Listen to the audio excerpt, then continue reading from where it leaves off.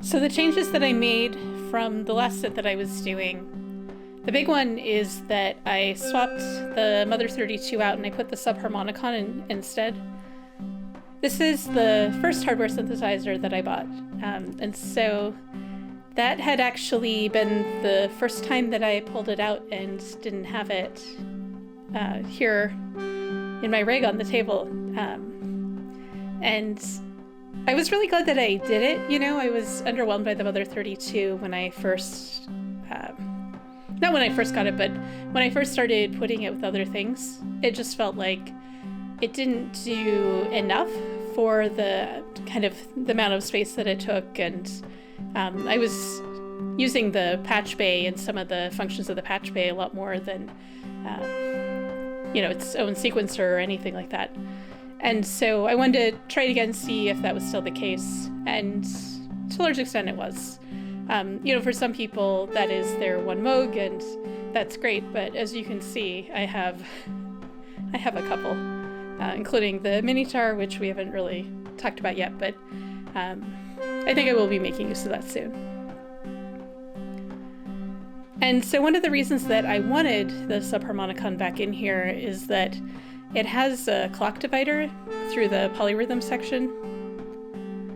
So I'm using the metronome to feed it. Well, here, I'll show you. If you go into setup, AN1, that's the orange chord, basically. So I set that to 2, and then the other one that's going into the no control, 0 control is there. And that is set to 1. So that's the division of the beat. And then I can divide it further by setting sequence 1 to its slowest. So that's how I'll pull everything else out, so you can just hear that. That's how we're able to get this nice slow progression.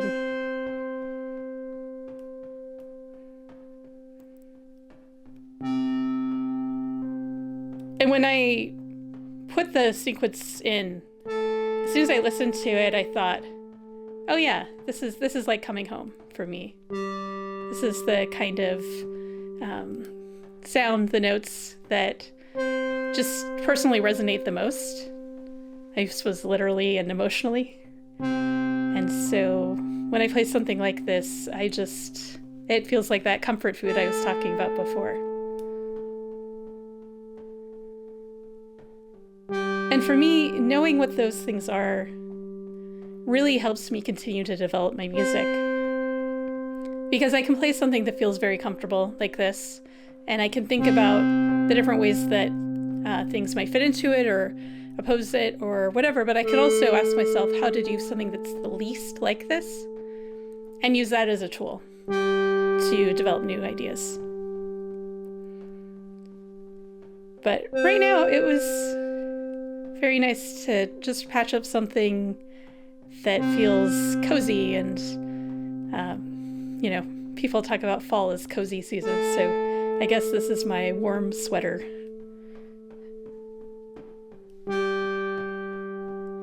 So I'll show you the next thing that I brought in is the DFAM.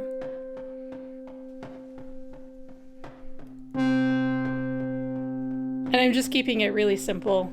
This isn't even that different than what I had for my 909 set. I just sort of pared it down to get that like just very minimal kind of sound. Which is one of the things I think the DFAM does really well.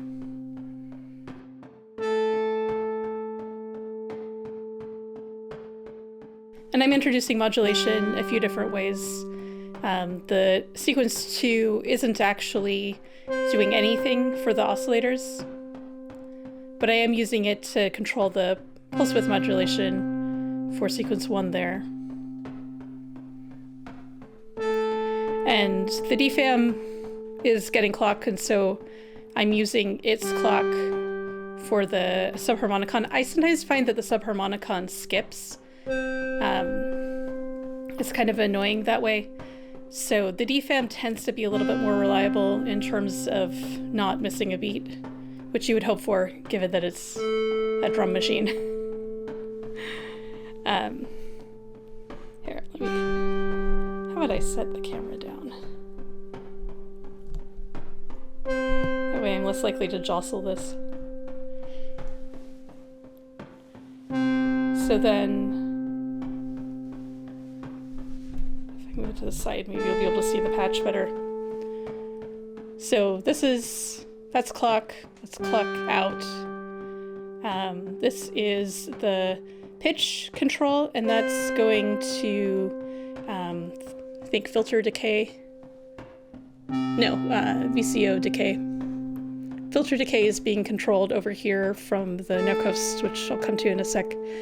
And then the velocity is controlling the noise level, which I find is like a nice, simple way to... I can pull down the level so you can hear it more. It's just a nice, simple way to make the drums feel a little bit more real. You know, that the higher the velocity, the more of the noise is there. But you can hear the pitches coming through when I dial it back.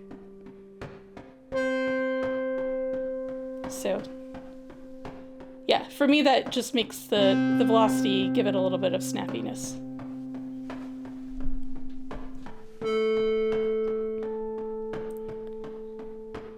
And then here,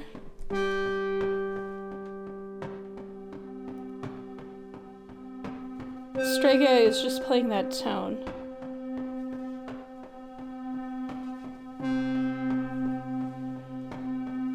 So, just filling in parts of the chord. And I often use its wave generator, basically a LFO that it has. So I often keep that set to control the filter instead of, you know, like leaving the filter all the way open, which you can hear a lot of the feedback that it generates. But I'll leave it here. And then I'm also using the output of that to adjust the blend. So that's, again, about the feedback loop. And decay is being controlled to some extent by the strength.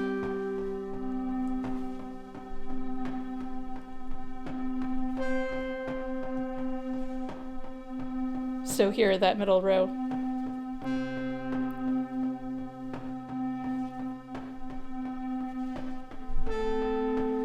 Strength and time will control basically the gate depth here, which really I think only the make noise stuff will respond to, but in this case, since I'm setting it into the no coast, that works out just fine. Let's see, what else is interesting about this? Pivot up. I'm using the LFO slope from the no coast and combining it with the random modulator. So half of it is, or one copy of it is going to the balance here that controls between the sort of bass frequency and the overtones, which you can't hear yet because I haven't actually turned that up. So let's pull some other things back.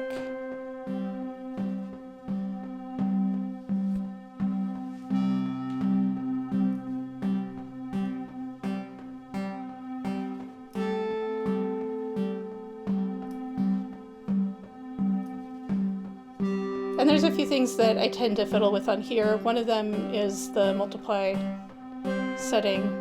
Sometimes, depending on what's going on, there's just kind of one spot where it sounds best to me, so I'll leave it there. And also the overtones. You get these kind of distinctive, to me, like really distinctive sounds for the stereo coast to, especially like in here. But if I wanted to blend in more, I'll put it on one of those other settings. Yeah. Just kind of keep it nice, short, sweet. And that's really about all that's going on here. So, not complicated, but there's enough motion here, and there's things that are, you know, sharing the LFO from each of these so that they kind of move in unison, which I find really helps with that, you know, sort of comfortable feeling to it.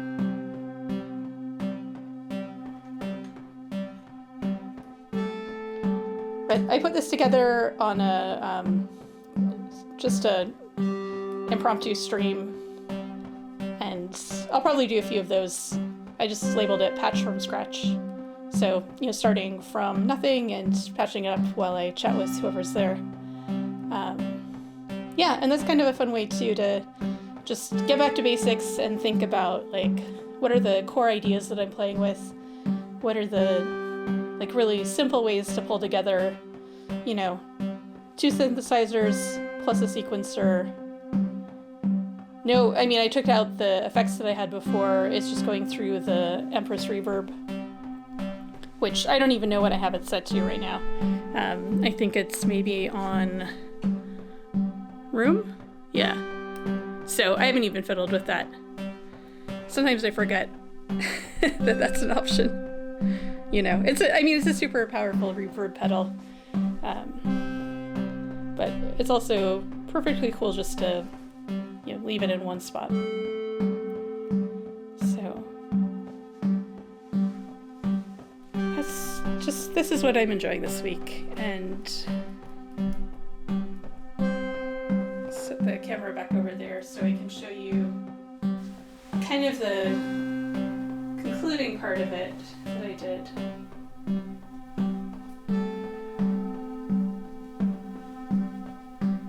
So if I pull the volume down on the Subharmonicon, then I could bring in the second oscillator,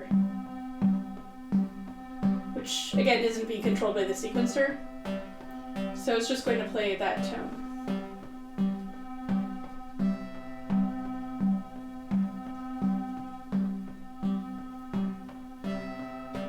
But for me, that helps it have that feeling of having arrived somewhere, you know, this is where we end.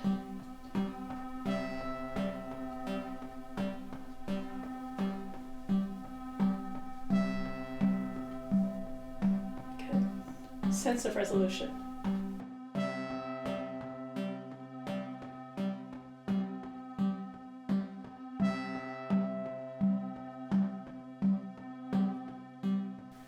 And now that I've filmed this overview, I'll probably unpatch it again so that I can do another patch from scratch and just continue to play with this before I start in adding more of the effects again, or the things that I'm thinking about doing with the mini tar or my sampler.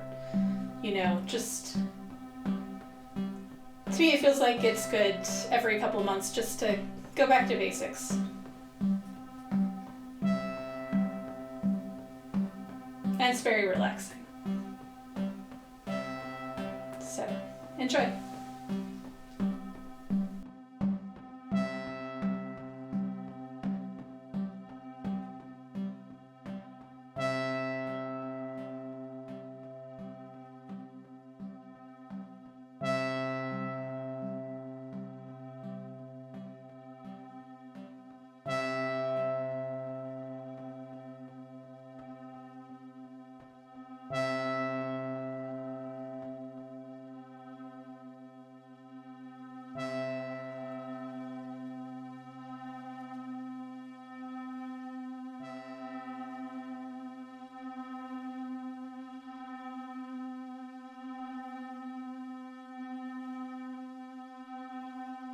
For the wrap up, I thought maybe I should put a cozy sweater on, but I still have to finish knitting it. It's so close, just the last bit of the neck. but it's also still in the 70s out, so I have a couple weeks before I might want it. If you liked the music, I have a track on Bandcamp, and I'll link to it so you can check that out. I also stream pretty regularly on Twitch if you want to hear the full set and the kinds of things that I do, and I'll include a link for that too. But that's it for today, so I'll see you next time. Thanks for listening.